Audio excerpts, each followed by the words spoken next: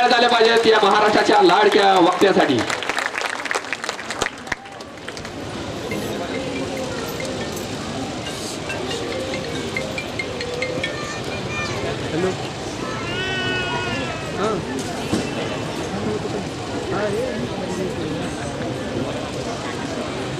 Hello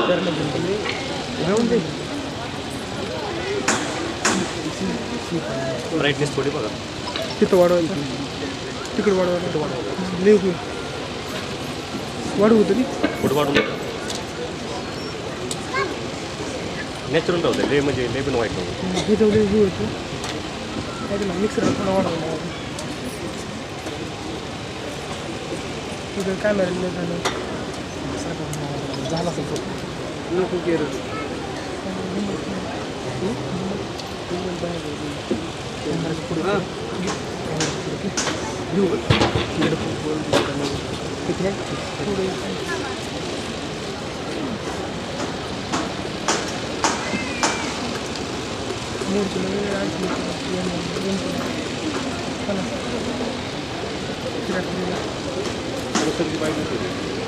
बरं झालं मला पटकन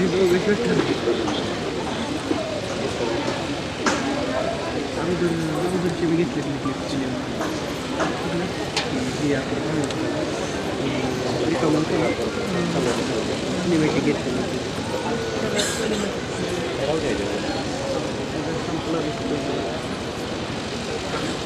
हे अजून आपल्या हातात बसलं नाही चालेल. तुझं बी आता फोटोवर काम बसलं बरोबर मी करतो.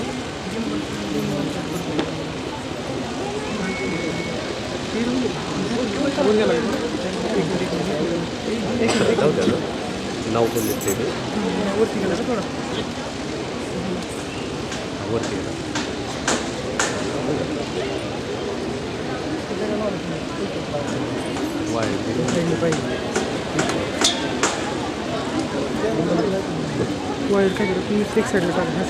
एक सूचना आहे, इमारतीमध्ये जे काम चालू आहे त्या कामगारांना विनंती, आपण काम आता पूर्ण व्याख्यान होईपर्यंत थांबवायचं आहे.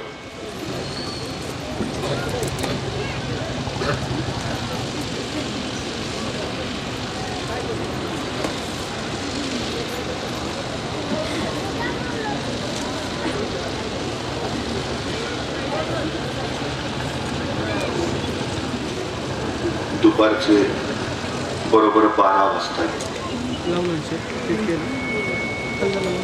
याच वेळेला प्रभू श्री रामचंद्रांचा जन्म झाला होता. आदर्श मूल्यांची पिढ्यानपिढ्यांसाठी गुंतवणूक करत रामराज्याची स्थापना याच काळात झाली होती. आता जरा 12चा अर्थ आम्ही वेगळा घेतला, पण भगवान श्रीकृष्ण रात्रीच्या 12 वाजता काळोखाचा विनाश करण्यासाठी जन्माला आले. श्रीराम आदर्शवादी होते आणि श्रीकृष्ण व्यवहारवादी होते. ज्या पिढीच्या काळजामध्ये श्रीराम आणि श्रीकृष्ण कोरले जातील ती पिढी खऱ्या अर्थानं घडेल. खरं तर 5 जानेवारी 2020 या दिवशी ग्लोबल सायन्स इन्स्टिट्यूटची स्थापना झाली. उद्या 5 जानेवारी 2026 ग्लोबल सायन्स इन्स्टिट्यूटला 6 वर्ष पूर्ण होतील. डॉक्टर महेश निकत नावाच्या एका उमद्या तरुणाने इथल्या शिक्षणाची परिस्थिती लक्षात घेऊन या विद्यार्थ्यांसाठी आवश्यक असणारं एक शिक्षण संकुल उभा करायचा ध्यास ठरला. आपण किती उंचीवर पोहोचलो यावर आपलं यश ठरत नाही, त्या उंचीवर आपण किती जणांना घेऊन आलो यावर आपलं यश ठरतं. आपण वैयक्तिक उंची गाठण्यापेक्षा या परिसरातल्या प्रत्येकानं ती उंची गाठली पाहिजे आणि त्यासाठी शिक्षण हे वाघिणीचं दूध त्याच्यापर्यंत पोहोचलं पाहिजे. या उर्मीनं या ग्लोबल सायन्स इन्स्टिट्यूटची स्थापना झाली. डॉक्टर रविकिरण पवार यांच्या सोबतीनं बघता बघता संस्थेचा विस्तार झाला आणि 13 विद्यार्थ्यांवर सुरू झालेली संस्था आज तब्बल 400 विद्यार्थ्यांपर्यंत येऊन टेपली.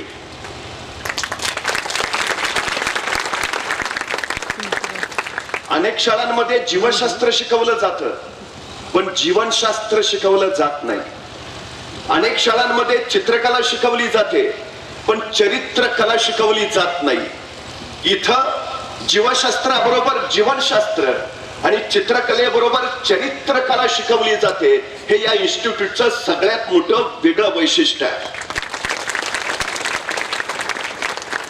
मला खरं तर असा एखादा शैक्षणिक कार्यक्रम बघितला की माझ्या महाविद्यालयातले दिवस आठवतात. एके दिवशी मी माझ्या महाविद्यालयात गेलो आणि माझा पक्या नावाचा मित्र धावत धावत मला भेटायला आला. म्हटलं तुला कळलं का? म्हटलं काय? म्हटलं कॉलेजमध्ये आज माझा सत्कार आहे. मला काही कळेना. माझ्या बरोबर एका बेंचवर बसणारा पक्या अचानक सत्काराच्या पात्रतेचा कस काय झाला? मी त्याला विचारलं तुझा सत्कार काय? म्हटला मी शास्त्रज्ञ झालो म्हणून माझा सत्कार आहे. मला पुन्हा काही कळेना. SY मध्ये शिकणारा पक्या अचानक शास्त्रज्ञ कसा झाला? मी त्याला विचारलं तू कुठला शोध लावलास? त्यावर पक्या मला म्हटला मी शास्त्रज्ञ आहे हा शोध मी लावला. पण आता महाविद्यालयात सत्काराची तयारी चालू होती त्यामुळे विश्वास ठेवणं भाग होतं. मी त्याला खोदून खोदून विचारलं बाबा तू कुठला शोध लावला? तू शास्त्रज्ञ कसा झाला? त्यावर पक्या मला म्हटला माझं नाव काय? म्हटलं पक्या. पक्याचं उलट काय? म्हटलं कॅप. कॅप इंग्रजी शब्द आहे त्याला मराठीत काय म्हणतात? म्हटलं टोपी. टोपीचं उलट काय? म्हटलं पिटो. पिटो हिंदी शब्द आहे त्याला मराठीत काय म्हणतात? म्हटलं मारा. माराचं उलट काय? म्हटलं रामा. रामा कोण आहे? म्हटलं श्रीराम. देव आहे. मग देवचं उलट काय? म्हटलं वदे. वदे संस्कृत शब्द आहे त्याला मराठीत काय म्हणतात? म्हटलं बोले. आणि बोलेचं उलट काय? म्हटलं लेबो. तर लेबो हे शास्त्रज्ञाचं नाव आहे आणि ते माझ्या नावापासून सुरू झालंय म्हणून मी शास्त्रज्ञ. पण मित्रांनो हाच पक्या आज प्रकाश सावंत म्हणून देशासाठी शास्त्रज्ञ म्हणून काम करतोय. ही माझ्या दृष्टीनं सगळ्यात मोठी अभिमानाची गोष्ट आहे. हेच वय असतं. हाच काळ असतो. याच वयामध्ये प्रेरणा भरता येतात, उर्मी देता येतात, ऊर्जा देता येते, स्वप्न निर्माण करता येतात. काहीतरी करावं, करून दाखवावं, काहीतरी घडवावं, घडवून दाखवावं. ही प्रेरणा जी निर्माण होते ती या काळात. ओल्या मातीच्या गोळ्याला जर हवा तसा आकार देता येत असेल तर जिवंत हाडामांसाच्या गोळ्याला सुद्धा हवा तसा आकार देता येतो. फक्त वय संस्कार क्षम हवं. त्या योग्य वयामध्ये जर आमच्या पिढ्यांवर संस्कार झाले तर आम्हाला हवं तसं त्यांना घडवता येतं. ही सगळ्यात मोठी वस्तुस्थिती आहे. मानवी जीवनाचे अभ्यासक आणि जीवशास्त्रीय संशोधक असं म्हणतात की एखादं नुकतंच जन्माला आलेलं नवजात बाळ तुम्ही आम्हाला आणून द्या आणि त्याला काय बनवायचंय ते सांगा, आम्ही बनवून देतो. हवं ते बनवता येतं, हवं ते घडवता येतं. डॉक्टर बनवायचं आहे बनवू शकता, इंजिनियर बनायचं आहे बनवू शकता, शास्त्रज्ञ, अभिनेता, क्रिकेटपटू, जे हवं ते काहीही. तुम्ही कोण आहात काही फरक पडत नाही. तुम्ही कोण बनणार आहात त्यांनी सगळ्यात मोठा फरक पडतो. तुम्ही कुठे जन्माला आला काही फरक पडत नाही. तुम्ही काय करता आहात त्यांनी फरक पडतो. सगळ्यात महत्वाची जर गोष्ट कुठली असेल तर तुम्ही जे ठरवाल ते तुम्ही घडू शकता. ही सगळ्यात महत्वाची गोष्ट आहे. या जगामध्ये दुसरा कुणी तुमच्यावर बंधनं घालू शकत नाही. या जगामध्ये फक्त तुम्हीच तुमच्यावर बंधनं घालू शकता. या जगामध्ये दुसरा कुणी तुम्हाला पराभूत करू शकत नाही. या जगामध्ये फक्त तुम्हीच तुम्हाला पराभूत करू शकता. या जगामध्ये दुसरा कुणीही तुम्हाला विजयी करू शकत नाही. या जगात फक्त तुम्हीच तुम्हाला विजयी करू शकता. सगळ्यात महत्वाची गोष्ट, पराभव पहिल्यांदा रणात नाही, पराभव पहिल्यांदा मनात होतो. जी माणसं मनानं पराभूत असतात रणात जिंकूच शकत नाहीत आणि जी माणसं मनाने जिंकलेली असतात रणात पराभूतच होत नाहीत. रण कुठलंही असो ते जिंकायचं असेल तर आधी मन जिंकणं महत्वाचं, सगळ्यात महत्वाचं. वर्धमानाने उभ्या आयुष्यात एकही लढाई केली नाही तरी आम्ही त्यांना महावीर म्हणतो. कारण जो रण जिंकतो तो वीर आणि जो मन जिंकतो तो महावीर. आमच्या पोरांना वीर बनवायचं असेल तर आधी त्यांना मन जिंकणारं महावीर बनवायला हवं. हे सगळ्यात आणि सगळ्यात महत्वाचं. एका कैद्याला फाशीची शिक्षा झाली, मृत्यूदंडाची शिक्षा. पण काय शास्त्रज्ञांना प्रयोग करायचे होते. त्यांनी न्यायमूर्तींना विनंती केली की या कैद्याला फासावर चढवून मृत्यूदंड देण्यापेक्षा याला विषारी सर्पाचा दंश देऊन मृत्यूदंड देऊया. न्यायमूर्ती म्हणले त्याला मृत्यूच द्यायचा आहे, तो कसाही का द्या. परवानगी. शास्त्रज्ञांना परवानगी मिळाली. त्या कैद्याला विषारी सर्पाचा दंश देऊन मृत्यूदंड देण्याची. त्या शास्त्रज्ञांनी त्याच दिवशी त्या कैद्याला सांगितलं, परवा सकाळी 11 वाजता तुला विषारी सर्पाचा दंश दिला जाईल आणि तू मरशील. 2 दिवस त्या कैद्याच्या डोक्यात एकच विचार होता, आपल्याला विषारी सर्पाचा दंश होईल आणि आपण मरू. प्रत्यक्ष शिक्षेचा दिवस उजाडला. त्या कैद्याला बाहेर काढले. अधिकारी, शास्त्रज्ञ सगळे जमले. त्या कैद्याला सांगितलं, आता काही क्षणात तुला विषारी सर्पाचा दंश होईल. आणि त्या कैद्याच्या डोळ्याची पट्टी बांधली आणि प्रत्यक्षात विषारी सर्पाचा दंश करायच्या ऐवजी शास्त्रज्ञांनी 2 टाचण्या घेतल्या आणि त्या कैद्याला टोचल्या. झाला दंश झाला. अर्ध्या तासात त्या कैद्याच्या तोंडातून फेस आला आणि पुढच्या 1.5 तासात त्याचं शरीर काळं निळं पडून तो मरण पावला. प्रत्यक्षात विषारी सर्पाचा दंश झाला होता का? नाही. विषारी सर्प तुम्हाला मारत नाही, तुमच्या मनातला विचार तुम्हाला मारून टाकतो. तुमची उद्याची पिढी तुम्हाला घडवायचं आहे ना, मग त्याच्या मनात पहिल्यांदा विचार घडवा. जगातली कुठलीच गोष्ट एकदा नव्हे 2दा जन्माला येते. माझ्या पुढचा हा माईक एकदा नाही 2दा जन्माला आलाय. पहिल्यांदा बनवणाऱ्याच्या मनात आणि मग प्रत्यक्षात. काय व्हायचं आहे डॉक्टर? आधी मनात बनला पाहिजे, मग प्रत्यक्षात याल. काय व्हायचं इंजिनियर? आधी मनात झाला पाहिजे, मग प्रत्यक्षात. हे मन तुम्हाला हवं ते घडवणार जादुई चमत्काराचं साधन आहे. तुम्ही जे ठरवता ते घडता. जग जे ठरवतं तुम्ही कधीच घडत नाही. तुम्ही काय ठरवता हे सगळ्यात महत्वाचं आहे. मला एका प्रश्नाचं उत्तर द्या. जंगलातला सगळ्यात उंच प्राणी कोण? जिराफ. जंगलातला सगळ्यात वेगवान प्राणी कोण? चित्ता. जंगलातला सगळ्यात बलाढ्य प्राणी कोण? हत्ती. जंगलातला सगळ्यात धूर्त हुशार प्राणी कोण? कोल्हा. आणि जंगलचा राजा कोण? का? सिंह. का? तो जिराफासारखा उंच नाही, तो चित्त्यासारखा वेगवान नाही, तो हत्तीसारखा धिप्पाड नाही, तो कोल्ह्यासारखा हुशार नाही. मग सिंह राजा का? सिंहाला कुणीतरी विचारलं, तू राजा का? सिंह म्हटला, मला वाटतं म्हणून. तुम्ही तेच बनता जे तुम्हाला वाटतं. जगाला काय वाटतं याच्यावर तुमचं घडणं अवलंबून नाही.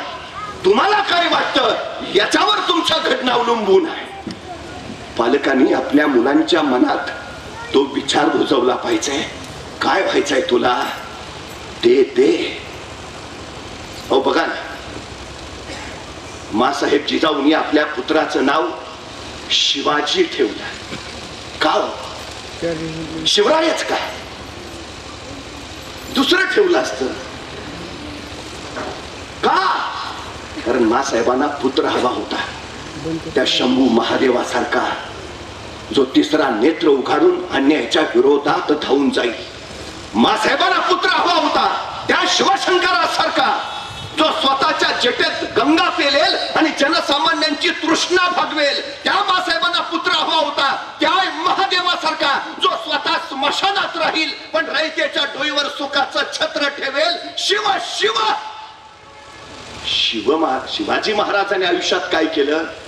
जे मासाहेबांनी त्यांच्या नावातून सांगितलं होतं ना, ते निर्माण करून ठेवलं.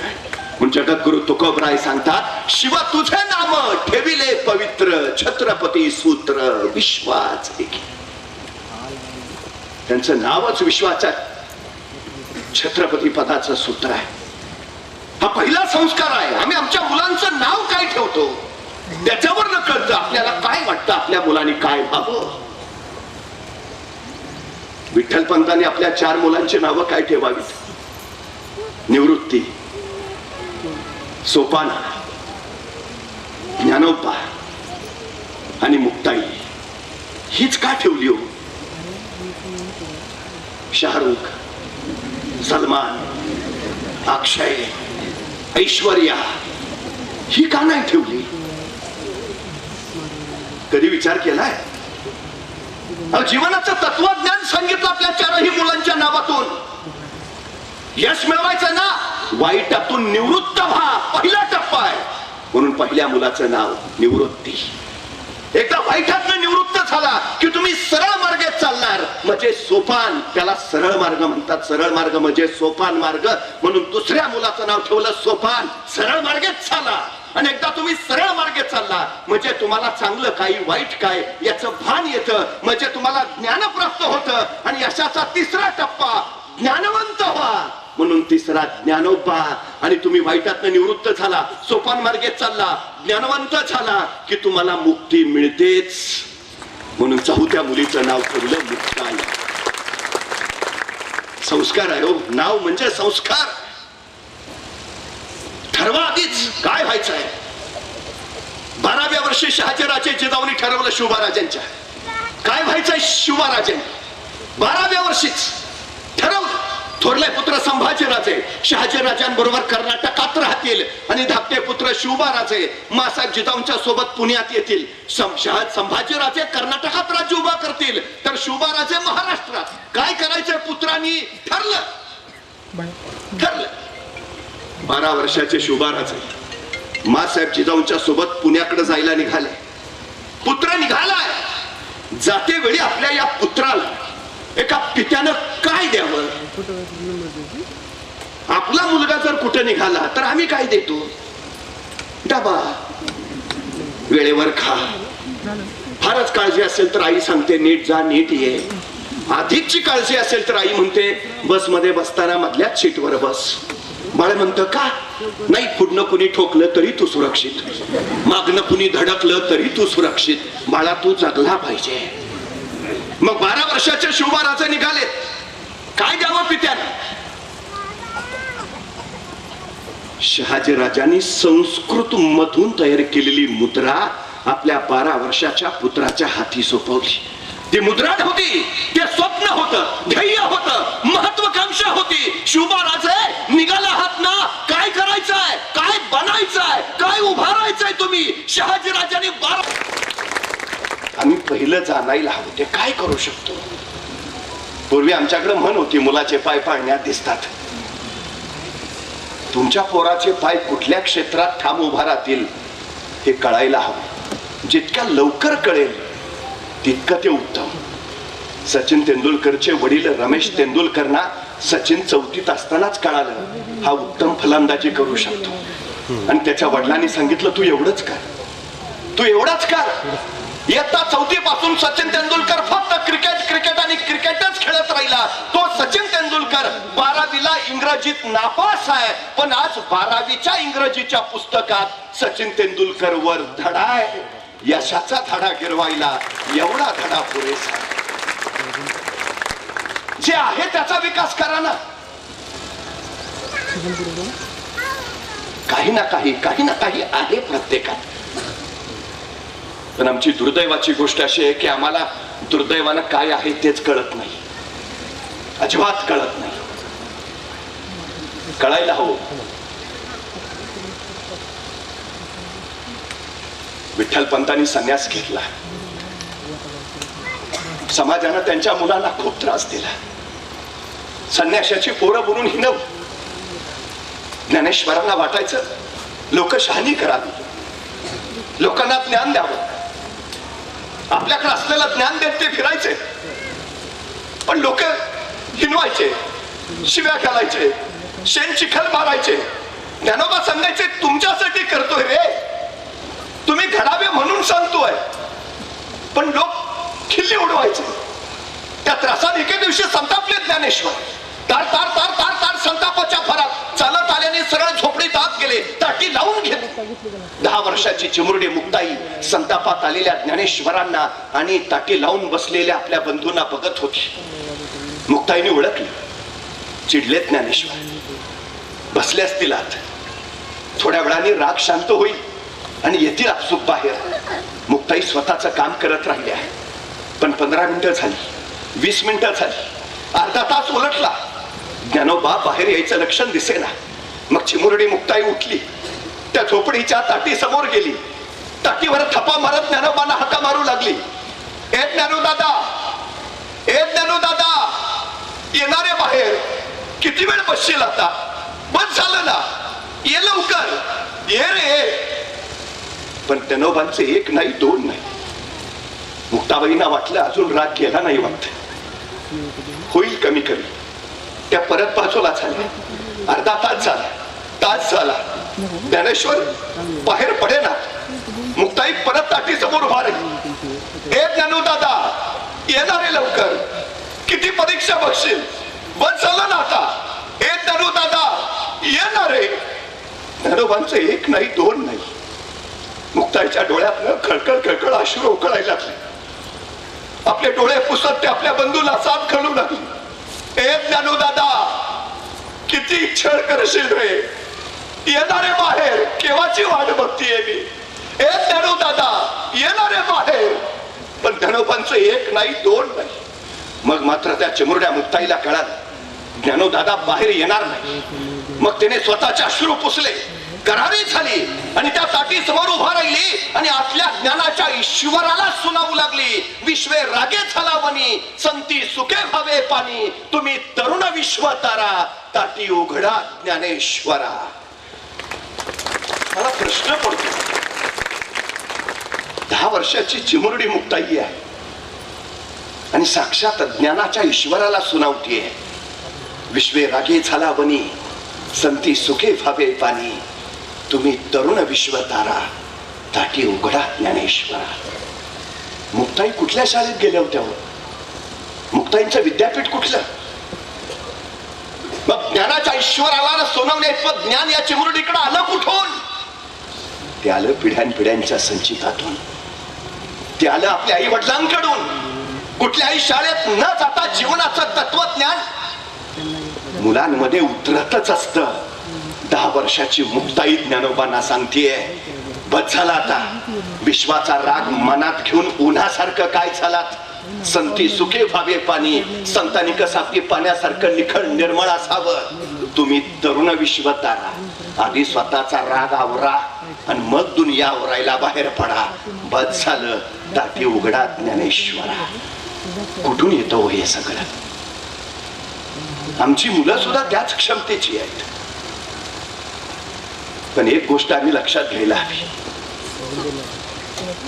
ज्ञानोबा कुणाच्याही घरी जन्म घेत नाहीत. त्याला विठ्ठल पंथ रुक्मिणी व्हावं लागतं. जगद्गुरु तुकोबा कुणाच्याही अंगणात खेळत नाहीत. त्याला बोल्लोबा कनकाई असावं लागतं. छत्रपती शिवाजी महाराज कुणाच्याही पोटी जन्माला येत नाहीत. त्याला शहाजी राजे जिजाऊ व्हावं लागतं. आपले आई बाप कोण असतील हे आपल्या हातात नसतं, पण आपण कुणाचं आई बाप व्हावं हे आपल्याच हातात असतं. मग आपल्याला वाटत नाही का हो आपण ज्ञानोबांचे आई बाप व्हावं? आपल्याला वाटत नाही आपण तुकोबांचे आई बाप व्हावं? आपल्याला वाटत नाही आपल्या पोटी पराक्रमी शिवा जन्माला यावेत? घडवता येतं सगळं, हवं तसं घडवता येतं. पण आज दुर्दैव असं आहे, ज्या काळात माझ्या महाराष्ट्रातली पोरं शिकली नव्हती त्या काळात माझ्या महाराष्ट्रात एकही वृद्धाश्रम नव्हता. पण माझ्या महाराष्ट्रातली पोरं शिकली आणि तालुक्याला वृद्धाश्रमांची निर्मिती झाली आहे. जा एखाद्या वृद्धाश्रमात अनेक म्हातारी जोडपी खितपत पडलेली दिसतील. सहज एखाद्या म्हाताऱ्याला प्रश्न विचारा, तुमची पोरं काय करतात? वृद्धाश्रमातला मुलगा सांगेल, वृद्धाश्रमातला वृद्ध सांगेल, माझा मुलगा डॉक्टर आहे, माझा मुलगा इंजिनियर आहे, माझा मुलगा वकील आहे, माझा मुलगा प्राध्यापक आहे. पण त्या वृद्धाश्रमातला एकही म्हातारा असा नाही म्हणणार की माझा पोरगा अडाणी शेतकरी आहे. कारण अडाण्या शेतकऱ्याचे आई बाप कधीच वृद्धाश्रमात जात नाही. ही सगळ्यात मोठी वस्तुस्थिती आहे. जातात कुणाचे? शिकल्या सवरलेल्यांचे. मग हे शिक्षण देतो आम्ही, जी पोरं स्वतःच्या आई बापाला सांभाळू शकत नाहीत, ती पोरं समाज काय सांभाळणार, ती राष्ट्र काय सांभाळणार?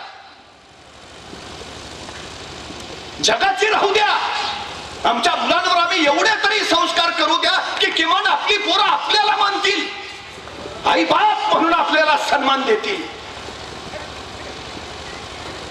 एका पठ्ठ्यानं आपल्या आईला वृद्धाश्रमात ठेवलेलं. दिवस दिवस उलटले, आई वृद्धाश्रमातच. एके दिवशी आईला वाटलं आता आपण फार काळ जगत नाही.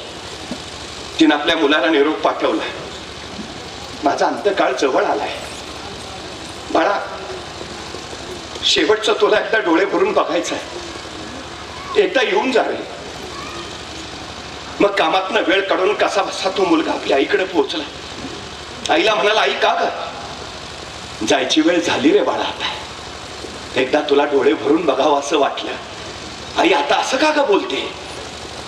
झालं रे आता सगळं. आणि मग मुलगा आईचा हात हातात घेऊन म्हणाला, आई काही शेवटची इच्छा असेल तर सांग. आणि आई म्हटली, तशी शेवटची इच्छा असं काही नाही रे, हा पण एक इच्छा आहे, बोल नाही. या वृद्धाश्रमांच्या खिडक्यांना तेवढ्या जाळ्या लावून घे. का ग आई? खूप मच्छर येतात रे, रात्रभर त्रास देतात. तसा मुलगा म्हटला, मग आई हे आधी नाही का सांगायचं? आता तुझी जायची वेळ झाली आणि आता खिडक्यांना जाळ्या लावून उपयोग काय? आई म्हटली, माझ्यासाठी नाही रे, तुझा मुलगा ज्यावेळी तुला या वृद्धाश्रमात ठेवेल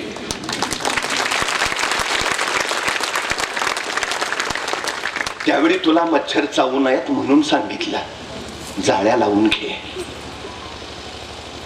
तुम्हाला काय वाटतं, मुलं शाळेच्या 4 भिंतीत शिकतात? नाही, मुलं तुमचं अनुकरण करतात. तुम्ही जसे वागता तशी मुलं वागतात. सगळ्यात महत्वाची गोष्ट आहे. एखादा दमेकरी ज्यावेळी डॉक्टरांकडे जातो, डॉक्टर त्या दमेकऱ्याला पहिला प्रश्न विचारतो, तुमच्या घरात आधी कोणाला होता का? म्हणजे तुम्हाला दमा व्हायला तुम्ही बेड्या ओढल्याच पाहिजेत असं नाही. तुमच्या आजोबाने ओढलेल्या असल्या तरी तुमचं रेडीमेड काम झालं. मला सांगा ना, आपल्या घरात लहान मूल जन्माला येतं आणि मूल जन्माला आलं की घरातली आजी काय म्हणते? पोराचं नाक अगदी वडिलांवर गेलंय, पोराचे डोळे अगदी आजोबासारखे दिसत आहेत. मला सांगा, पोराचं नाक जर वडिलांवर जात असेल तर किडन्या कुणावर जातील? मग 40व्या वर्षी किडन्या बाद झाल्या तर दोष पोरला द्यायचा का वडिलांना द्यायचा? 30व्या वर्षी पोरला हार्ट अटॅक आला, आजोबा काय करत होते बघा ना. डोळे वडिलांवर, नाक आजोबांवर, तर बाकीचं पण त्यांच्यावरच जाणार ना, गुन्हाने कोणावर जाईल? तुम्ही आज जे करता त्याचा फक्त तोटा तुम्हाला होत नाही, तुमच्या पिढ्या, पुढच्या पिढ्या बर्बाद करता तुम्ही. कसले पोरं पैदा करणार? पंगू, मतिमंद, अपंग, कुणाच्या खांद्यावर समाज देणार? शुद्ध बीजापोटी फळ रसाळ गोमटी. वर्तमान शुद्ध असेल तर भविष्य काळ शुद्ध उपजेल. सगळ्यात महत्वाची गोष्ट आहे ती. समाज आम्हाला घडवायचा आहे ना, तो त्या पद्धतीचा घडवायला हवा. ठरवा आता आमच्या पोरांनी काय व्हायचं. जितक्या लवकर तुम्ही ठरवाल तितक्या लवकर आमची पोरं उंचीवर जातील. जितक्या लवकर ठरवाल, जितके उत्तम लवकर संस्कार द्याल, तितकी पोरं आमची आदर्श बनतील. वेळ घालवत गेला की संपलं, मग काही उपयोग नाही, अजिबात नाही उपयोग. हा क्षण फार महत्वाचा आहे, सगळ्यात महत्वाचा क्षण आहे. निर्णय घ्या, पटकन निर्णय घ्या. पण हल्ली आमची अडचण काय माहितीये का? आमची लोक निर्णयच घेत नाहीत. म्हणजे दुर्दैवानं आमची शिक्षण पद्धती मुलांना निर्णयक्षमच बनवत नाही. ही सगळ्यात मोठी अडचण आहे आमची, सगळ्यात मोठी. म्हणजे मी एखाद्या मुलाला विचारतो, सध्या काय चाललंय? नाही, बघूया ना. हो, पण काय ठरलंय काय? नाही, बघू ना. अरे पण काहीतरी ठरलं असेल ना? नाही, बघू ना मार्क किती पडताय. अरे मग नाही पडले तर? नाही, पप्पा म्हणलेत माझ्या जागेवर चिटकवतो. चिटक. काय ध्येय आहेत आमची? प्रश्न पडतो मला. ठरवाना अडचण काय आहे? निर्णय का नाही घ्यायचा? चुकला तर? अरे चुकू दे ना, चुकला तर अनुभव येईल आणि बरोबर आला तर यश. तोटा काय आहे? पण निर्णय तर घ्या. अडचण काय? मला एका प्रश्नाचं उत्तर द्या. चंद्रावर पहिलं पाऊल टाकणाऱ्या मानवाचं नाव काय? नील आर्मस्ट्रॉंग. पण खरंच चंद्रावर नील आर्मस्ट्रॉंगच पहिलं पाऊल टाकणार होता का हो? याचं उत्तर आहे नाही. नासाच्या चांद्रयान मोहिमेचा मुख्य पायलट होता एडविन सी अल्डारिन.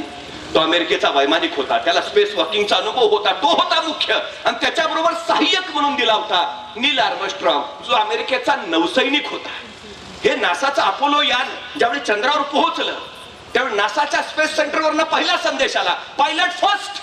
आणि एडविन सी अल्डारीन पुढे झाला. संदेश स्पष्ट होता. एडविन सी अल्डारीन पुढे व्हायचं आणि चंद्रावर पाय ठेवायचा. एडविन सी अल्डारीन पुढे झालाही, पण पुढे गेल्यावर त्याच्या मनात पाय ठेवायच्या आधी गोंधळ सुरू झाला. मी चंद्रावर पाय ठेवला आणि तिथल्या वातावरणात भरकटलोच तर, मी चंद्रावर पाय ठेवला आणि तिथल्या वातावरणात जळूनच गेलो तर, मी चंद्रावर पाय ठेवला आणि मला तिथनं कुणी ओढूनच नेलं तर.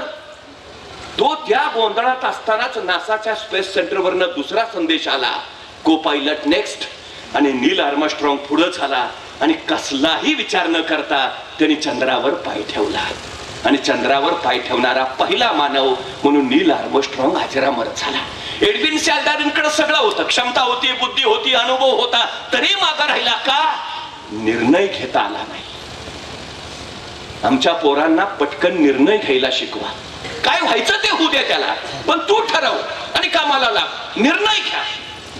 यशस्वी कोण होतं? जे योग्य निर्णय घेतात ते नव्हे, तर घेतलेला निर्णय योग्यच होता हे जे सिद्ध करतात ते. आमच्या मुलांना त्या जाणीवेत घडवा, मग आमची पोरं घडतील. पण सगळ्यात गोष्टी यश आणि आपण यांच्यामध्ये फक्त भीती उभा असते. एकदा भीतीची भिंत ढासळली की मग यश सामोरं येते. आता ही भीती जन्माला येते कुठून? ती बाहेरून येत नाही, ती आतून येते, ती संस्कारातून निर्माण होते आणि ह्याचा उगम घरातच असतो. मी परत सांगतो, मग तुम्ही घरातलं चित्र जर कधी बघितलं तर घरात आई असते, स्वयंपाक करत असते, लहान मूल रांगत असतं. अचानक आईची नजर चुकून त्या हळूच अंधाराच्या दिशेने झेपावतं. स्वयंपाक करता करता आईचं लक्ष जातं आणि म्हणते, ए नको जाऊ, अंधारात भाऊ असतो, नाही जायचं. ते पोरगं तिथूनच आईकडे बघतो, नाही हा, अंधारात भाऊ असतो, तिथं बघतो. आई परत स्वयंपाकाला लागते. आईचा स्वयंपाक चालू असताना हे पोर परत नजर चुकवतं आणि परत अंधाराकडे झेपावतं. म्हणजे कुतूहल त्याच्यात जन्मजात आहेच. उजेडात काय आहे त्याला कळतंय, अंधारात काय आहे ते त्याला बघायचं आहे. ते झेपावतं अंधाराकडं. आईचं परत लक्ष जातं. आई म्हणते, सांगितलं नाही जायचं, अंधारात भाऊ असतो, नाही जायचं. ते परत बघतो. आई परत स्वयंपाकाला लागते. आईचं लक्ष नाही बघून ते परत अंधाराकडे झेपावतं. धाडस त्याच्यात जन्मजात असतच. आईचं लक्ष जातं, मग मात्र आई संतापते, उठते, त्या पोरला उचलते आणि लांब नेऊन ठेवते आणि सांगते, सांगितलं नाही जायचं, अंधारात भाऊ असतो. त्या मुलाच्या अर्धजागृत मनावर कायमचा संस्कार होतो, अंधारात भाऊ असतो. पट्ट्या पुढं 2 पोरांचा बाप झाला तरी अंधारात झाला. मला सांगा, या दोष गुणाचा आहे. बर, तुम्ही एवढ्या संख्येनं येत आहे, कधी कुणी भाऊ बघितलाय का? मग नसलेला भाऊ कशाला पोरांच्या डोक्यात घालता? कशासाठी? मुलं जन्मता भित्री नसतात. मुलं जन्मता कचखाऊ कधीच नसतात. धाडस जन्म जात आहे, कुतूहल जन्म जात आहे, आम्ही मारून टाकतो ते. हे नसलेले भाऊ उभा करतो त्याच्या डोळ्यासमोर. मग ते हल्ली तर डॉक्टर असा प्रकार झालाय, जो कधी शाळेतच गेला नाही तो सांगतो इंग्रजी अवघड आहे. तो कशाला इंग्रजीचा भाऊ त्याच्या डोक्यात घालतो? ज्यानं 5वीत मग शाळा सोडली ते सांगणार गणित कठीण. अरे गप ना बाबा. या जगात सोपं आणि कठीण असं काही नसतं. जी गोष्ट तुम्ही सतत करता ती तुम्हाला सोपी वाटते. जी गोष्ट तुम्ही कधीतरी करता ती गोष्ट तुम्हाला अवघड वाटते. गोष्ट सोपी अवघड नसते. तुम्ही सतत केली तर सोपी होते, नाही केली तर अवघड होते. अनुकूल वेळ, प्रतिकूल वेळ असं कधी काही नसतं. ज्या वेळेत तुमचं काम होतं तुम्ही म्हणता वेळ अनुकूल, आणि ज्या वेळेत तुमचं काम होत नाही तुम्ही म्हणता प्रतिकूल. वेळ स्वतः कधीच ठरवत नाही मी अनुकूल आहे का प्रतिकूल आहे. वेळ वेळच असते. मग नकारात्मक विचार कशाला करायचा? सकारात्मक करा, कामाला लागायला. कशासाठी हे पाऊल डोक्यात उभा करायचे? मला सांगा, छत्रपती शिवाजी महाराजांकडे काय होतं? सैन्य होतं, संपत्ती होती, सामर्थ्य होतं. महाराजांनी केलं तर ना शून्यातनं राज्य उभा. का महाराज म्हणले होते त्यावेळी, नाही दिलं कुणी सैन्य तर लढेन म्हणतो, आणल्या कुणी तोफा तर उडू. नाही ना, जे आहे त्याचा वापर केला आणि शून्यातनं स्वराज्य उभा केलं. म्हणजे महाराज शून्यातून राज्य उभा करतात आणि आम्ही मात्र सगळं रेडीमेड तयार असताना आमच्या हातनं काही होत नाही. नाहीतर एखाद्याला ढाल द्यावी, तलवार द्यावी, एवढंच काही त्याला घोड्यावर नेऊन बसवावा, त्याच्या पुढे जाऊन त्याला रणांगणात नेऊन सोडावा आणि मग म्हणावं लेका आता तरी लढ, तरी पट्ट्या निवांतच. अरे लढकी तुम तो लढू कसा, एका हातात ढाल आहे, दुसऱ्या हातात तलवार आहे, दोन्ही हात एंगेज आहेत, लढणार कसा? अरे मग निदान पळून तरी जा. पळू तरी कसा, घोड्यावर बसलो दिसत नाही मी. जो बाजूनी अडचण. मुंगी बघितली, मुंगी मुंगी मुंगी केवढीशी, तिचं डोकं केवढंच, डोक्यातला मेंदू केवढासा, तरी पण त्या मुंगीला बरोबर कळतं कुठल्या गावातल्या कितव्या आळीतल्या, कितव्या घरातल्या, कितव्या खोलीतल्या, कितव्या कपाटावरच्या, कितव्या फळीवर किती नंबरचा साखरेचा डबा आहे. सांगावं लागतं का, रस्ता दाखवावा लागतो का, का लिहिता किचन मध्ये मुंग्यांसाठी साखर डावीकडे मग उजवीकडे? नाही ना. एवढीशी मुंगी जर आपल्या ध्येयापर्यंत पोचते तर आपल्याला अडचण काय आहे? काय अडचण काय? सांगा ना आमच्या पोरांना, करूच शकतोस तू, सुरुवात तर कर. उगा कारण सांगायची आमची परिस्थिती नव्हती हो, तू गप. मला भयान राग येतो असल्या माणसांचा. आमची परिस्थिती नव्हती हो. परिस्थिती माणसाला घडवती नाही आणि परिस्थिती माणसाला बिघडवती नाही. माणूसच परिस्थिती घडवतो आणि माणूसच परिस्थिती बिघडवतो. संपला विषय. नाहीतर आमचे प्राध्यापक महेश निकत काय होती का परिस्थिती? मग काय रडत बसले? नाही ना. हे ऐश्वर्य उभा राहिलं ना आता उद्याच्या पिढ्यांना घडवणार. सुरुवात केली म्हणून इथवर आले. सुरुवातच केली नाही तर करा ना सुरुवात. अडचण काय आहे? सगळ्यात महत्वाची गोष्ट आहे सुरुवात करा. 1646 साली महाराजांनी तोरणा घेतला आणि तोच महाराजांची समोरच्या राजगडावर नजर पडली. राजगड बेवसाऊ होता. म्हणजे घेतला तर बांधला पाहिजे, बांधायचा तर फंड्स पाहिजेत. होते कुठे महाराजांकडे? मग महाराज असं म्हटले का, नाही घेतला राजगड तर बांधला पाहिजे, बांधायचा तर पैसे पाहिजेत. आहेत कुठं आपल्याकडं? मग कशाला घ्या, बघू फंड आल्यावर. थांबले का वाट बघत? नाही. महाराज म्हणले घेऊन तर टाकू. पुढचं पुढं घेतला राजगड आणि त्याच वेळी तोरण्याचं बांधकाम चालू असताना महाराजांना तोरण्यावर सोन्याच्या मोहरांनी भरलेले 6 खंडे सापडले आणि त्या संपत्तीतनं महाराजांनी राजगड बांधून पूर्ण केला. महाराज सांगताय तुम्ही सुरुवात करा. जगदंबा आशीर्वाद घेऊन तुमच्या पाठीशी उभा राहते. सुरुवात तर करा. सायंकाळच्या वेळेला मी रस्त्याने निघालो होतो. एका डोंगराच्या पायथ्याला एक सद्ग्रस्त उभा होता. मी त्याला विचारलं का थांबलाय? नाही डोंगरावर जायचं आहे. म्हटलं जा ना. मग नाही अंधार आहे ना. मग मी माझ्या हातातला कंदील त्याला दिला. म्हटलं जा आता. मी घरी निघून आलो. दुसऱ्या दिवशी पहाटे 5 वाजता मी तिथूनच चाललो होतो. त्या डोंगराच्या पायथ्याखाली तो सद्ग्रस्त मला परत दिसला. मी म्हटलं अरे वा जाऊन आला वाटतं. तो म्हटला नाही गेलोच नाही. म्हटलं का? अंधार आहे ना. अरे म्हटलं तुला रात्री कंदील दिला होता ना. हो दिला होता ना, पण त्याचा उजेड फक्त माझ्या पायापुरताच पडतोय. मला किती लांब जायचं आहे? अरे भल्या माणसा तू चालायला सुरुवात तर कर. उजेड आपोआप तुझ्या पावला बरोबर येत जाईल.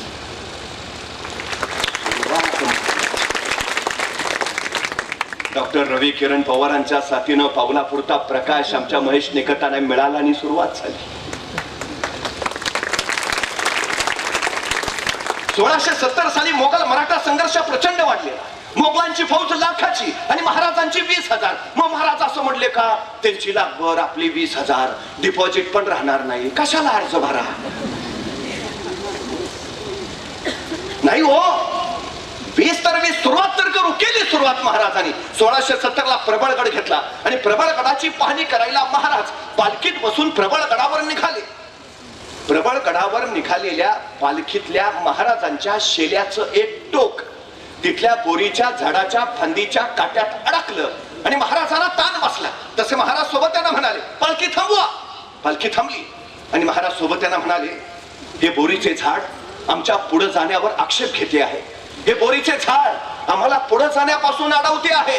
हे बोरीचे झाड आम्हाला काही सांगू पाहते आहे. इथे काहीतरी आहे आहे आहे. खना. माणसं कामाला लागली. बोरीच्या झाडाजवळ खणायला सुरुवात झाली. 5-6 फूट गेली. दगडी भिंत सापडली. उकरली.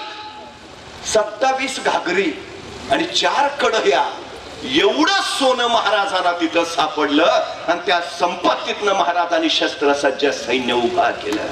मोगलांच्या विरोधातली लढाई यशस्वी. तुम्ही सुरुवात करावं, सगळी सृष्टी तुमच्या पाठीशी उभा राहते. अहो, रस्त्यावरच्या विजेच्या खांबाखाली बसून डॉक्टर बाबासाहेब आंबेडकरांनी अभ्यास केला आणि ते अमेरिकेच्या कोलंबिया विद्यापीठात पोहोचले. आज कोलंबिया विद्यापीठाच्या प्रवेशद्वारावर लिहिलंय, शतकातील सर्वोत्तम विद्यार्थी डॉक्टर बाबासाहेब आंबेडकर. लाल बहादूर शास्त्रींचं गाव आणि शाळा मध्ये गंगा नदी व्हायची. शाळेत जायचं तर गंगा नदी ओलांडून जावं लागायचं. गंगेत नावेची व्यवस्था असायची, रोज नावेत बसून शाळेला जायचं. पण त्या दिवशी लाल बहादूरांकडे पैसे नव्हते. बाहेर आले, काठावर पोहोचले, नौका येत होत्या, नौका जात होत्या. लाल बहादूर तिथंच उभा. अचानक एक नाविक म्हणाला, ए लाल बहादूर, येतोयस ना? तो म्हणला, यायचं तर आहे. मग चल ना, पण तुम्हाला द्यायला पैसे नाहीयेत माझ्याकडं. अरे मग उद्या दे. पण उद्या तरी कुठून येतील? अरे मग आल्यावर दे. नको, माझी आई सांगते, आपलं ओझं दुसऱ्यांच्या डोक्यावर नको. तुम्ही जा, मी येईन. नाव निघून जायची. लाल बहादूर शास्त्री अंगावरचे कपडे काढायचे, त्या कपड्यात आपली वया पुस्तकं गुंडाळायचे, त्याचं मुंडाचं करून डोक्याला बांधायचे आणि सरळ गंगेत झेप घ्यायचे. झपाचं पोहत पलीकडच्या काठावर पोहोचायचे. परत कपडे परिधान करायचे, वया पुस्तक घेऊन वर्गात जाऊन बसायचे. परिस्थितीशी लढणारे ते लाल बहादूर शास्त्री या देशाचे पंतप्रधान झाले. कोण म्हणतं परिस्थिती तुम्हाला अडवते? कशासाठी काढलं? आम्ही गरीब आहे ना, चांगला आहे ना, श्रीमंत व्हायला तुला मिळालेली ही सर्वोत्तम संधी आहे. नाही, मला जरा बुद्धी कमीच आहे. उत्तम. विद्वान व्हायला तुला मिळालेली ही सर्वोत्तम संधी आहे. कारण कसली सांगता? स्वतःच्या कमतरताना बलस्थान बनवा आणि त्या बलस्थानाच्या बळावर स्वतःच्या कर्तृत्वाचा ध्वज फडकवा. हे यशाचं सगळ्यात महत्वाचं सूत्र आहे. फिलिपाईन्स देशातली 11 वर्षाची रिहा बुलोज नावाची मुलगी वर्षभरापासून वडिलांच्या मागे तिनं भुणभुण लावलेली, बाबा मला स्पोर्टचे शूज घ्या ना, बाबा धावण्याचे बूट कधी घेणार बाबा. पण परिस्थिती अभावी वडील आपल्या लेकीला बूट नाही घेऊन देऊ शकले. एके दिवशी रिहात धावत धावत शाळेत नाही. वडिलांना म्हणाली, बाबा मी शाळेच्या धावण्याच्या स्पर्धेत पहिली आले. वडिलांना प्रचंड आनंद झाला, कुशीत घेतलं, डोक्यावरला हात फिरवला. खूप छान बेटा, खूप छान, अभिनंदन, खूप अभिनंदन. तशी वडिलांच्या कुशीतनं बाजूला होत ती चिमरडी म्हणाली, बाबा मी शाळेच्या स्पर्धेत पहिली आले ना, आता माझी राष्ट्रीय स्पर्धेसाठी निवड झाली आहे. पुढच्या महिन्यात स्पर्धा आहे बाबा, मी राष्ट्रीय स्पर्धेत धावणार. वडिलांना आणखी आनंद झाला, अभिनंदन बेटा, खूप खूप खूप छान. वडिलांनी कुशीत गावटाळली. तशी वडिलांच्या कुशीतनं बाजूला होती रिहा म्हणाली, पण बाबा आता मी राष्ट्रीय स्पर्धेत धावणार ना, मग मला धावण्याचे बूट लागतील. बाबा घ्या ना स्पोर्टचे शूज, घ्याल ना बाबा. आणि वडील म्हटले, घेऊया बेटा, या महिन्याचा पगार झाला ना की घेऊया, आपण तुला धावण्याचे बूट जरूर घेऊया. तिथे आनंदातच उड्या मारत बाहेर निघून गेली. दिवस उलटले. आता राष्ट्रीय स्पर्धेला फक्त 4 दिवस राहिले आणि त्या दिवशी ही चिमुरडी 11 वर्षाची रिहा परत आपल्या वडिलांकडे आली. बाबा तुम्ही धावण्याचे बूट घेतो म्हटलेला, कधी घेणार बाबा? स्पर्धेला फक्त 4 दिवस राहिलेत, मला बूट घालून 2 दिवस तरी सराव करायला नको का? घ्या ना बाबा लवकर, कधी घेणार?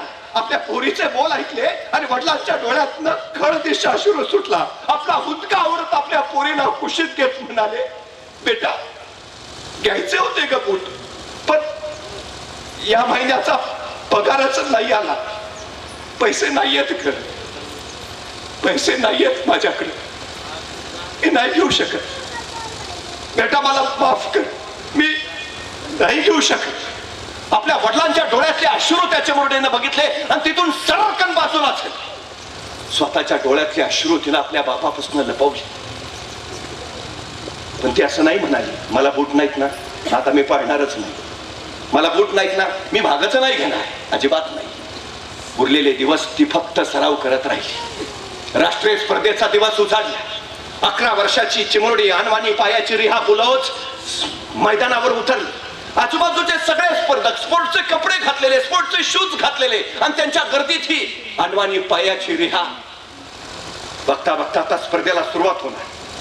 सगळे स्पर्धक एका रांगेत उभा राहिले आणि त्याच रांगेत उभा राहिली ही चिमुरडी अनवाणी पायाची रिहा. तिनं आसपासच्या स्पर्धकांकडे बघितलं. तिची प्रत्येकाच्या पायाकडे नजर गेली. प्रत्येकाच्या पायात स्पोर्टचे शूज. तिनं स्वतःच्या पायाकडे बघितलं. अनवाणी पाय. क्षणभर काय वाटलं कुणास ठाऊक.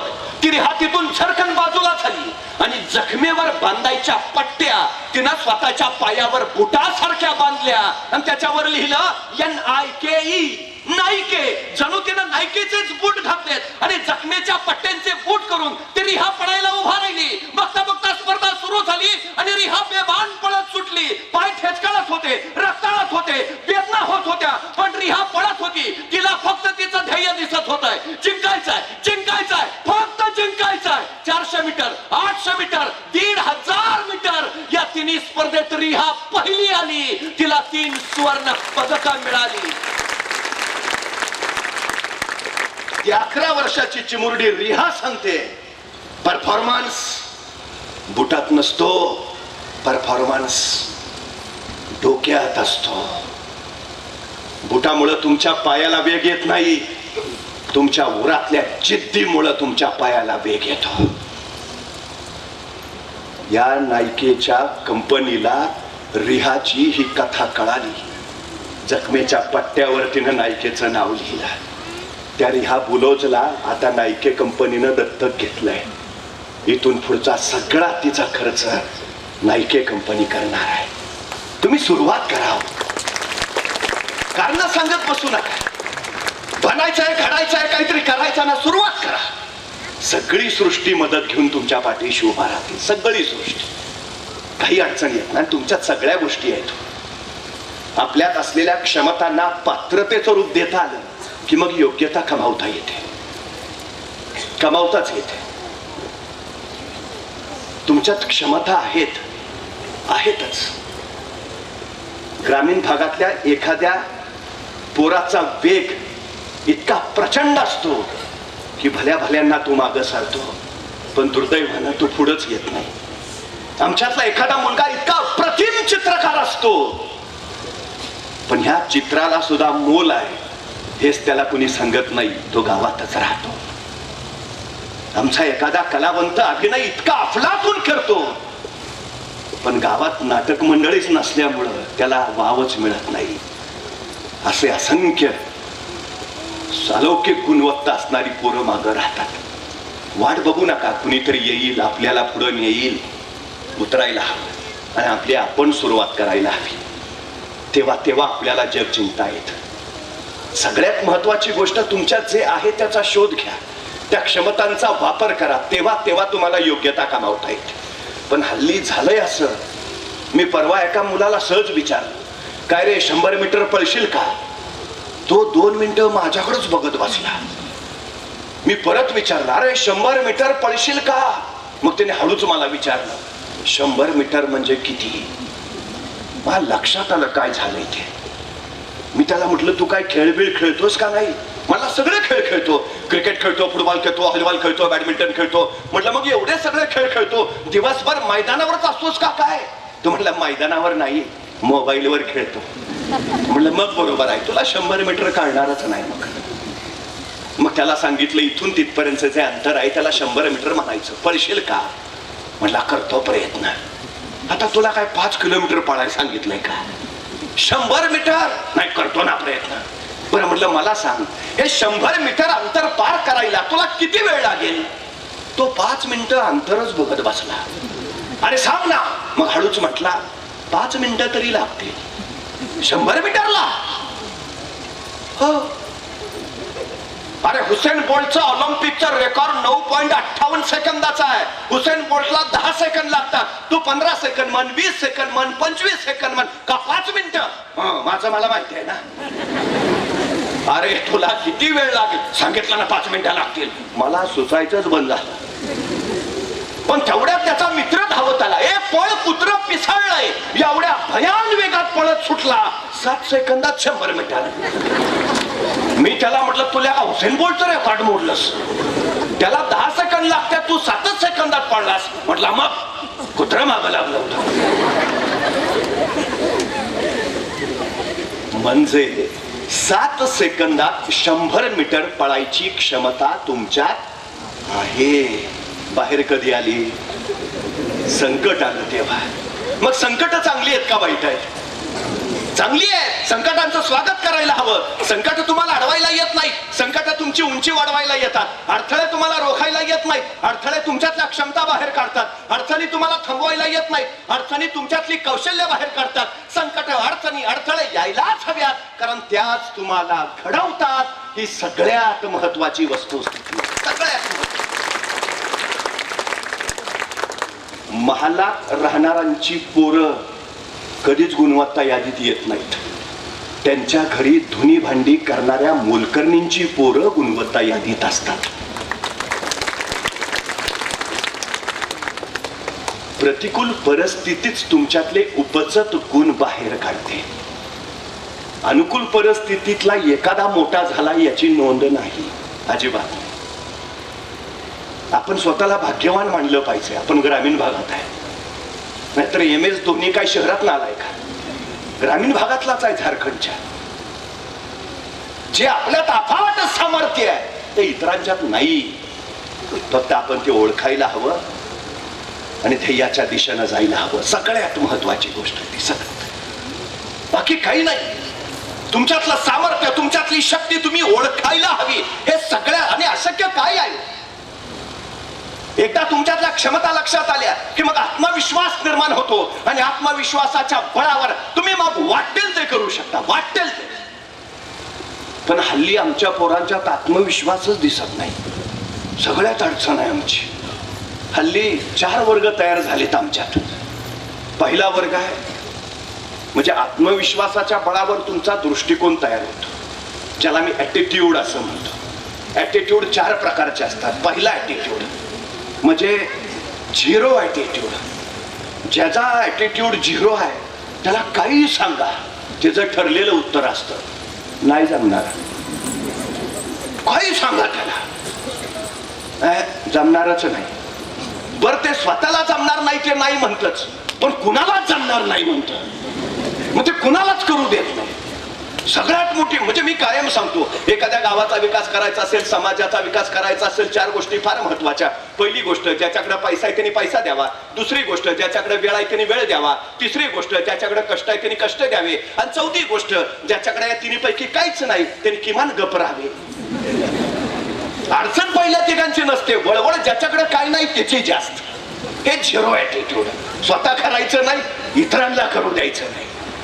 दुसरा वर्ग आहे लोअर ऍटिट्यूड.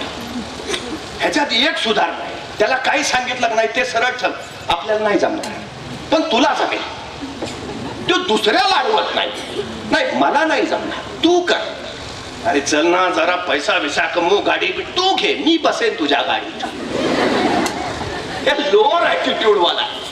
याच्यातला तिसरा म्हणजे दुसरा वर्ग असला प्रकार आहे की समजा आपण त्याला म्हटलं चल ना करमाळ्याच्या विकासासाठी काहीतरी करूया, तुमचं करूया, पण मी एकटा येऊन काय करणार, बाकीचे नकोत का? मग आपण त्याला तिथंच सोडतो, बाकीचे गोळा करून घेऊन येतो आणि मग त्याला म्हणतो चल आलेत बाकीचे. मग तो म्हणतो आहेत ना बाकीचे, मग मी नाही आलं म्हणून काय होत आहे.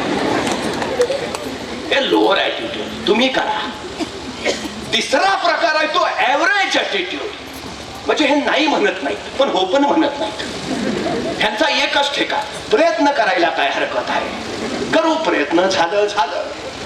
हे प्रयत्न करणारे फक्त. आणि चौथा प्रकार आहे ज्याला मी सांगतो champions attitude. Champions attitude. I can, I can't he लोक म्हणतच नाही. अशक्य त्यांच्या शब्दकोशात शब्दच नाही. मी करेन, काही असू दे मी करेन. हा चॅम्पियन्स ऍटिट्यूड आहे. आमच्या पोरांना घडवायचं असेल ना तर ह्या ऍटिट्यूडने घडवा. Champions attitude. I can, I can. 2963 one day झाल्या. वनडे क्रिकेटचा जन्म होऊन एकालाही द्विशतक वनडे करणं जमलं नव्हतं. एकालाही. शक्य आहे का 50 ओव्हरची मॅच, त्यात 11 खेळाडू आणि त्यातल्या एकानंच 200 रन, शक्य आहे काय? पण हे अशक्य असणारं काम 2963 वनडे नंतर वयाच्या 16व्या वर्षी क्रिकेटमध्ये पदार्पण केलेल्या आणि फेब्रुवारी 2010ला मैदानावर उतरलेल्या सचिन तेंडुलकरनं मोडून काढलं. 2963 वनडे नंतर वनड्यातला पहिला द्विशतक या सचिन तेंडुलकरनं केलं. आय कॅन, मी करेन. Champion certificate. दुसऱ्या दिवशी पत्रकारांनी सचिन तेंडुलकरला प्रश्न विचारला, काल तुम्ही वनडेत द्विशतक केलं, मग आज सकाळी उठल्या उठल्या पहिले सगळे पेपर हातात घेतले असतील, सगळ्या पेपरच्या पहिल्या पानावर तुमच्याच बातम्या, मास्टर ब्लास्टरचं द्विशतक. का सकाळी उठल्या उठल्या पहिला मोबाईल हातात घेतला? मोबाईलला सगळे अभिनंदनाचा मेसेज असतील आज सकाळी, कॉंग्रॅच्युलेशन, अभिनंदन. काय केलं सकाळी? पेपर घेतला का मोबाईल? सचिन तेंडुलकर काय म्हटला माहितीये? तो म्हटला, गेली 25 वर्ष झाली मी रोज सकाळी 6 वाजता मैदानावर नेटमध्ये सराव करत असतो.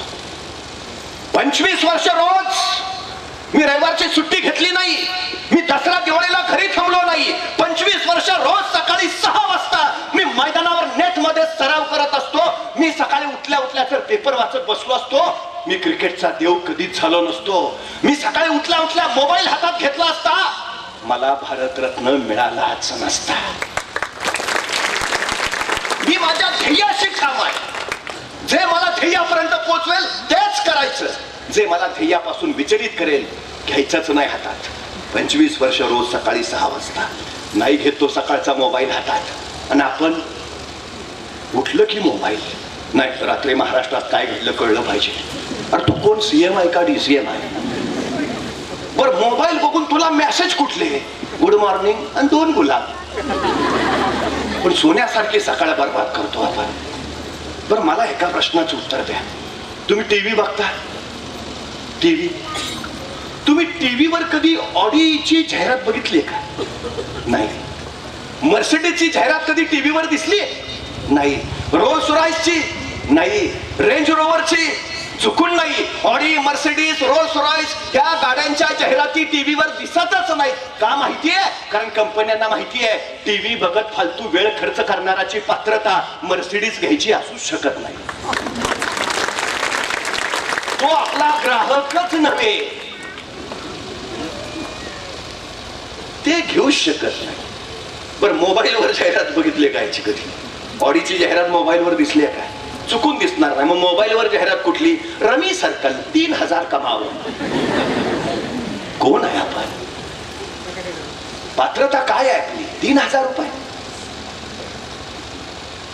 ज्या गोष्टीसाठी तुम्ही वेळ घालवताय ना ती तुमची पात्रता 3000ची बनवेल.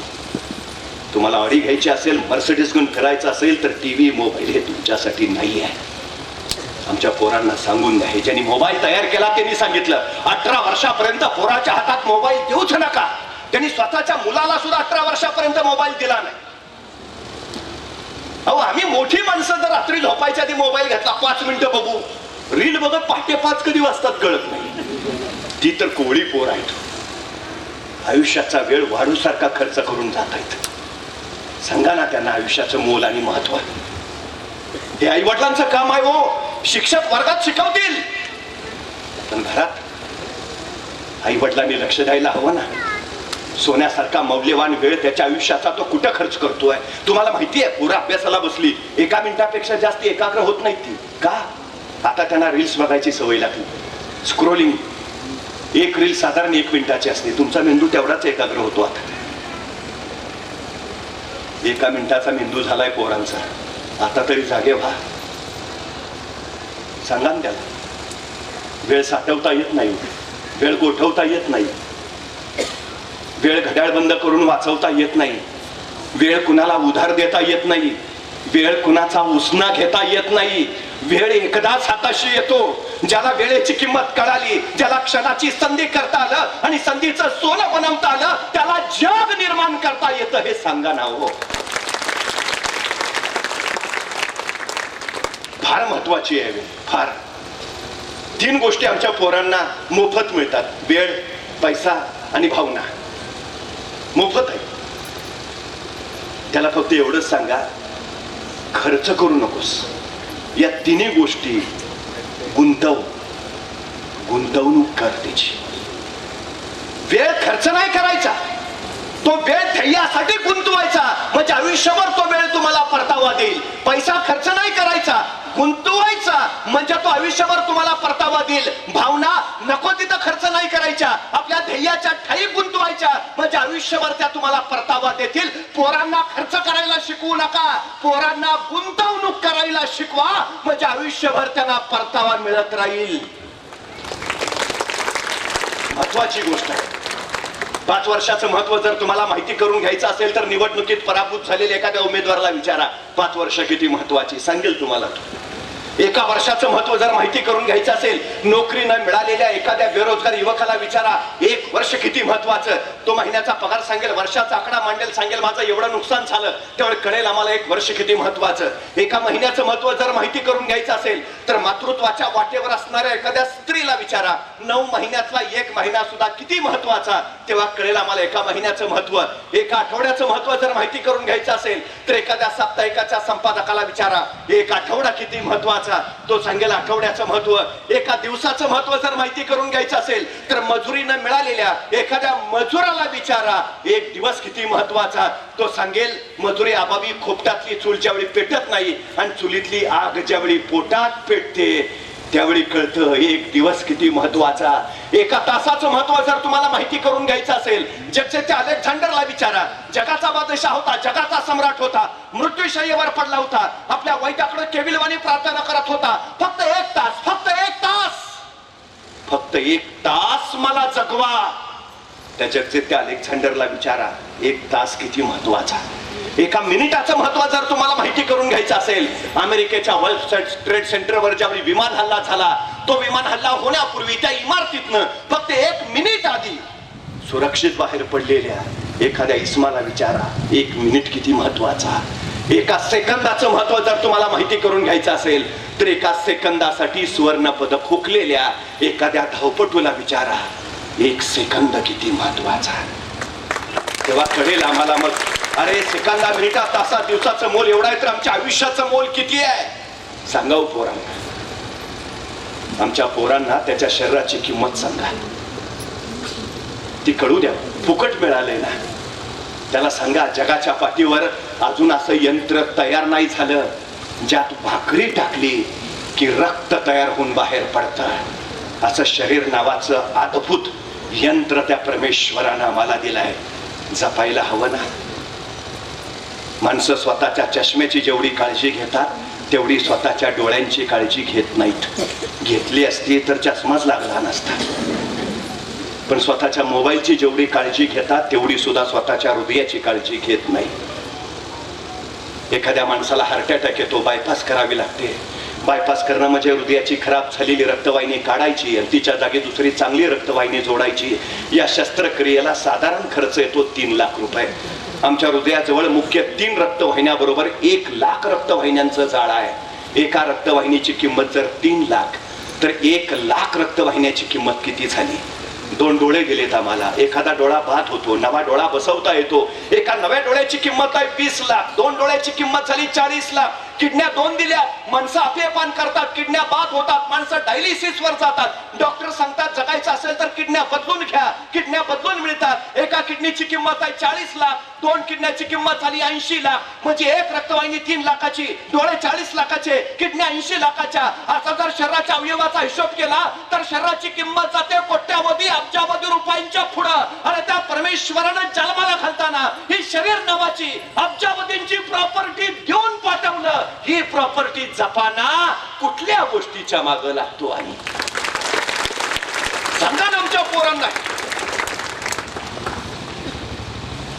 पण खरं सांगू, 4थीची पोरं तोंडात गुटखा घेऊन पिचकाऱ्या मारत बसतात.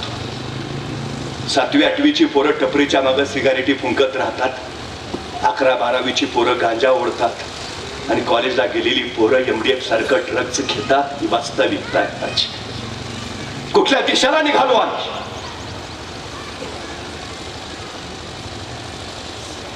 पोरांच्या खांद्यावर बापाची प्रेत आहेत, बापाच्या खांद्यावर पोरांची नव्हे येऊ लागलीत. हे आम्हाला जपावं लागेल. सांगा ना आमच्या पोरांना, तुला काय व्हायचंय? गुंडा व्हायचंय का तुला? हा मग बिंदास गुटखा खाऊन गेटवर उभा राहा, काय अडचण नाही. पोरींची छेड काढायची हा मग ओढ सिगरेट नाही, उडलीच पाहिजे, त्याशिवाय इम्प्रेशनच पडत नाही. मारामारी करायचे का तुला, हा मग गांजा घे, त्याशिवाय जोरच येत नाही. मर्डर करायचंय, हा मग ड्रग्स घे, काही प्रॉब्लेम नाही. हा पण डॉक्टर व्हायचं असेल हे नाही करता येणार. इंजिनियर व्हायचं आहे नाही, अजिबात स्पर्शही नाही करायचा. शास्त्रज्ञ व्हायचं आहे, या वाटेला जायचंय नाही. काय व्हायचंय विचार ना पोरांना. ही आपली कामं नव्हेत. ज्याला आयुष्य घडवायचं आहे हे त्याचे उद्योग नव्हेत. सांगा ना.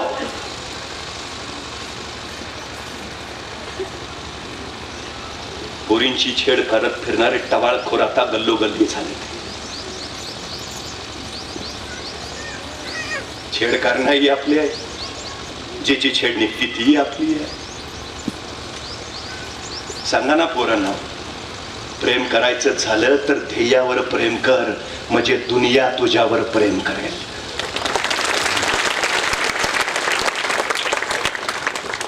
आणि हिच्या तिच्यावर प्रेम करण्यापेक्षा अरे कर्तृत्व असं गाजव की पोरीचा बाप मागा लागला पाहिजे. तू काय पोरीच्या मागे फिरतो.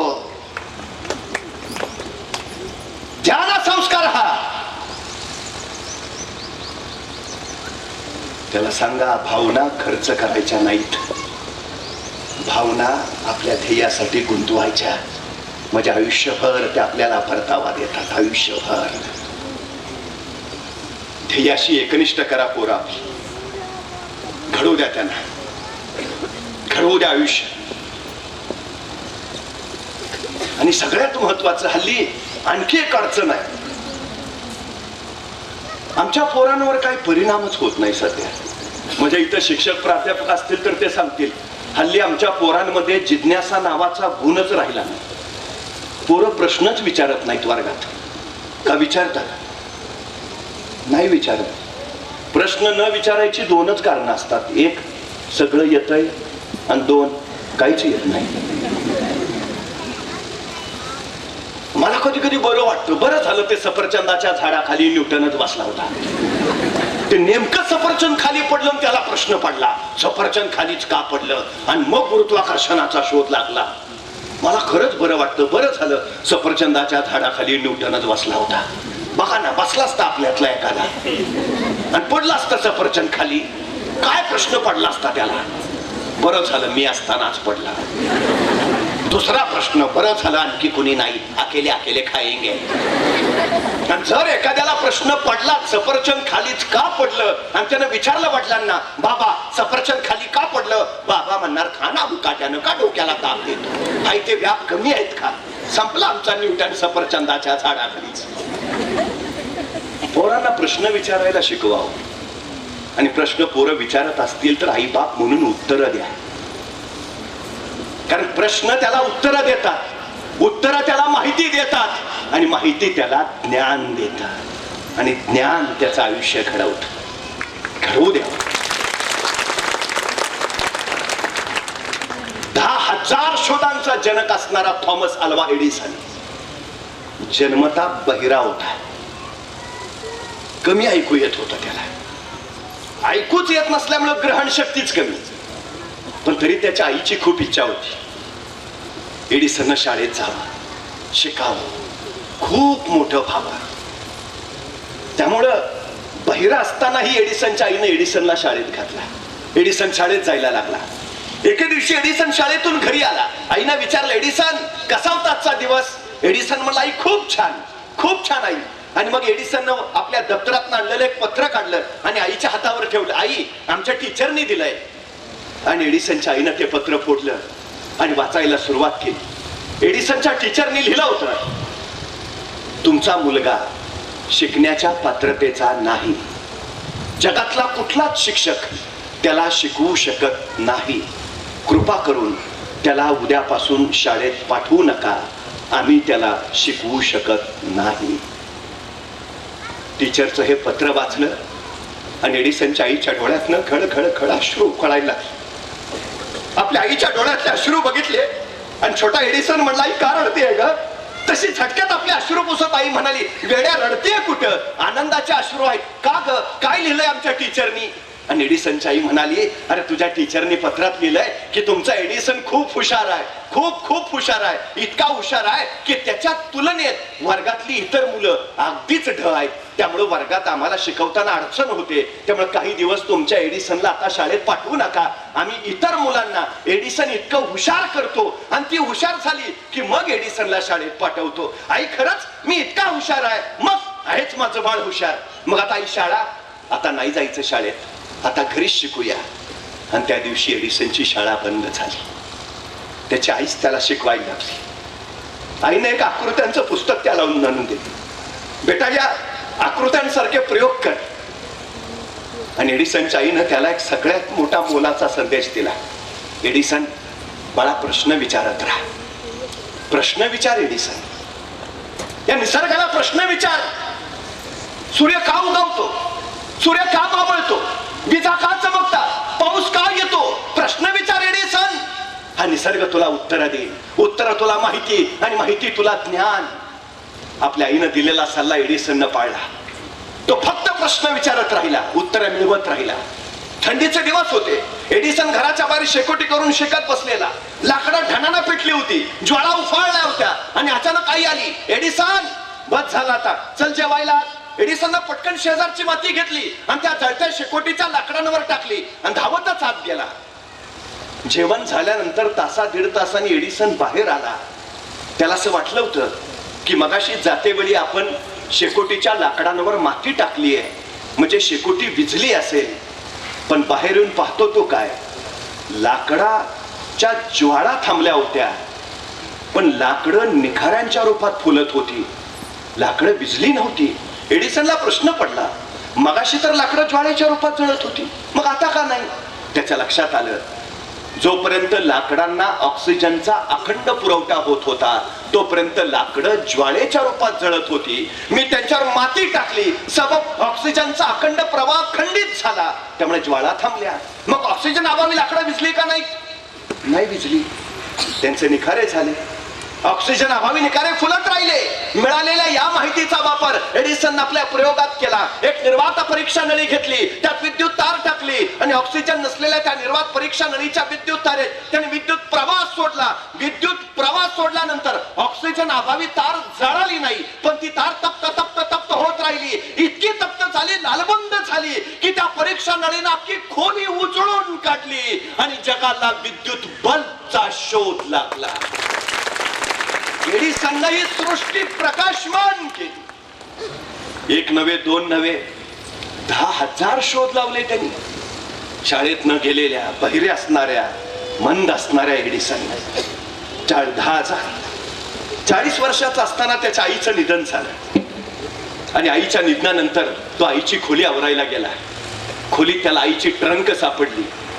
ती ट्रंक सावरावी म्हणून त्याने उघडली आणि आईच्या त्या ट्रंक मध्ये लहानपणी त्याच्या शाळेतल्या टीचरनी दिलेलं पत्र त्याला दिसलं. थरथरत्या हाताने त्यांनी ते फोडलं. त्याला आठवत होतं आईनं सांगितलंय, टीचरनी लिहिलंय, एडिसन तू खूप हुशार आहेस. तेच पत्र एडिसनने वाचायला सुरुवात केली. पत्रातली पहिली ओळ होती, तुमचा मुलगा शिकण्याच्या पात्रतेचा नाही. आणि एडिसनच्या डोळ्यात खळदेशी अश्रू उघडला. कृपा करून तुमच्या मुलाला शाळेत पाठवू नका, आम्ही त्याला शिकवू शकत नाही. एडिसनला हुंदका फुटला. आई ज्याची शिकायची पात्रता नव्हती, ज्याला शाळा शिकवू शकत नव्हती, आई त्या तुझ्या मुलाला तू सांगितलंस, एडिसन तू हुशार आहेस, तू हुशार आहेस एडिसन. आई, जिथं शिक्षकांनी तुमचा मुलगा शिकण्याच्या पात्रतेचाच नाही म्हणून सांगितलं, तिथं तू ठामपणे म्हणालीस, एडिसन तू हुशार आहेस. आई, तुझ्या प्रेरणेमुळे, तुझ्या प्रोत्साहनामुळे, माझ्यातल्या अवगुणांना बाजूला सारून माझ्यात असलेल्या गुणांना पुढाण्यामुळं आई या जगाला एक थोर शास्त्रज्ञ दिलास. कदाचित तू त्याच दिवशी मला तू शिकायच्या लायकीचा नाही म्हटली असतीस, तर कदाचित मी आयुष्यभर बहिराम म्हणूनच राहिलो असतो. इतरांचं जगणं घडवणारा एडिसन मी कधीच झालो नसतो. आई, तुझ्या एका कौतुकात ती ताकद होती, कौतुकात ते सामर्थ्य होतं. एडिसन घडला तो त्याच्या आईच्या त्या कौतुकामुळं. आई मुलाची पहिली शाळा असते आणि शाळा मुलाची दुसरी आई असते. या दोन आईंच्या कुशीत मूल घडत असते. खरं तर आपण सगळे आपल्या मुलांच्या पाठीशी ठाम राहा. तू करशील, करू शकशील असा विश्वास त्याला द्या. कदाचित उद्याचा एडिसन तो असेल आणि ही शाळा ग्लोबल सायन्स इन्स्टिट्यूट त्याला हवं ते ज्ञान देईल, शिक्षण देईल आणि करमाळ्यासारख्या या भागातून विश्व समृद्ध करणारी समृद्ध माणसं उभा राहतील याची खात्री आहे. खरं तर या घरट्यातून पिलू उडावे, दिव्य घेऊन ही शक्ती, आकांक्षांचे पंख असावे आणि उंबरट्यावर भक्ती. आपली ती भक्ती निरंतर राहू द्या. आपल्या सगळ्यांना आपल्या उद्याच्या पिढीला घडवण्यासाठी मनपूर्वक शुभेच्छा देतो. प्राध्यापक डॉक्टर महेशजी निकट त्यांना मनपूर्वक शुभेच्छा देतो. डॉक्टर रविकिरणजी पवार, त्यांचे सर्व सहकारी यांचं मनपूर्वक कौतुक करतो. आपल्या सगळ्यांची रजा घेतो.